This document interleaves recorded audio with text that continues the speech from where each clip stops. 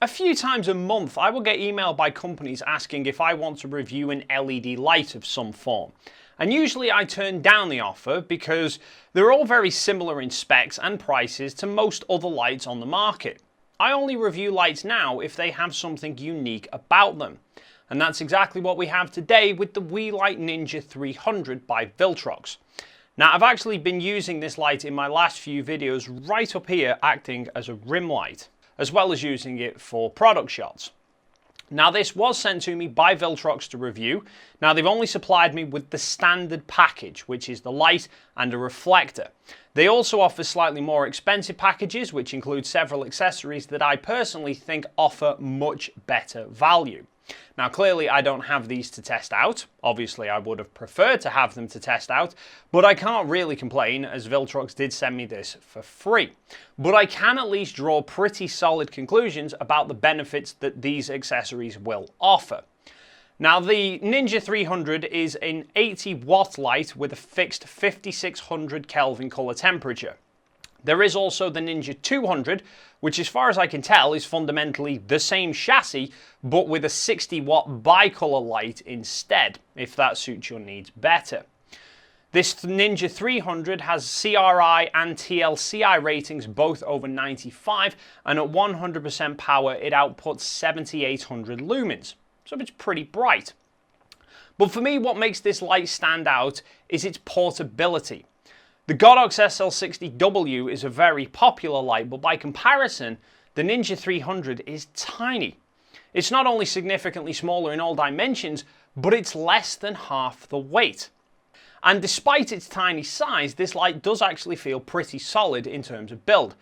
There's a metal L bracket that's built onto the light that allows full rotation, just about. There is a slight overhang with the top cover which doesn't stop you rotating the light, but it does scrape the L bracket if you go that far with it. There's also a tension screw on the side to lock the light in place, and it feels pretty solid when it's locked. The outer skin is thin metal rather than plastic as well, which should also help with dissipating the heat. Now, part of the reason for this huge difference in weight is actually because the power supply is separate from the light, whereas the likes of the Godox has it built in, which means it can be powered by a pretty common IEC cable. The reason the Ninja has its power supply separate though is because you don't necessarily need it in order to run the light, as you can actually power this using a pair of NP F970 batteries. You can mount a dual battery holder onto the light using the screw threads on the side, and the battery holder is the first package above the standard that I mentioned earlier and costs about $20 more. Now with this small size light coupled with the option of battery power, this suddenly becomes a highly portable lighting option for people wanting to shoot out on location. And from what I've seen, you should get around 1 hour of runtime at 100% power using a pair of 970 batteries. One of the downsides to the small size of the light though is that while the mount on the front looks strikingly similar to a Bowens, it's not actually a Bowens mount. This mount is smaller than a standard Bowens, which means it's not directly compatible with any of my light modifiers apart from the basic reflector that it ships with.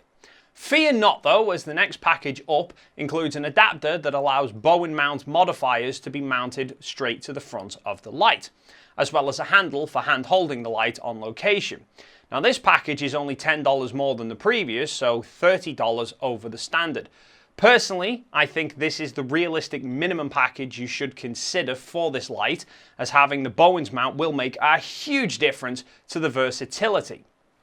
Or for an extra $30, you can get the top package, which also includes a pair of 970 batteries and an 80cm softbox. Now the controls for the light are pretty basic. You've got an on-off switch, a dial that by default adjusts the power level between 100% all the way down to 0 in 1% increments. You've got an M button, which with a short press gives you access to a menu with 12 different lighting effects that you can have the light play out at whatever speed or brightness you select. There is also a Weeylite app which allows you control of the light through your phone. And I literally downloaded the app, started it up, and it found the light without me even needing to pair them together. Now, if you long hold the M button, there is also options for firmware updates, which can be done via the USB-C port that is next to the M button, as well as options for fan control. Now, the fan on this light is my biggest complaint, and it's not even really that big of a complaint in reality. The fan on this is about as loud as the SL60 next to me.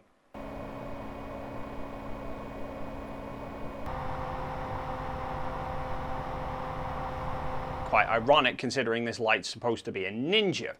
Now, to be fair, this is probably due to the small size of the light dictating a smaller fan, which will need to spin faster in order to get adequate cooling. However, if fan noise is a problem for you, there is an option to shut the fan off and run passive cooling. But depending on the environment that you're using the light in, you will want to keep an eye on temperatures, as it will get quite warm if you're shooting for prolonged periods of time and at higher powers. But with the fan on, the casing of the light does stay very cool.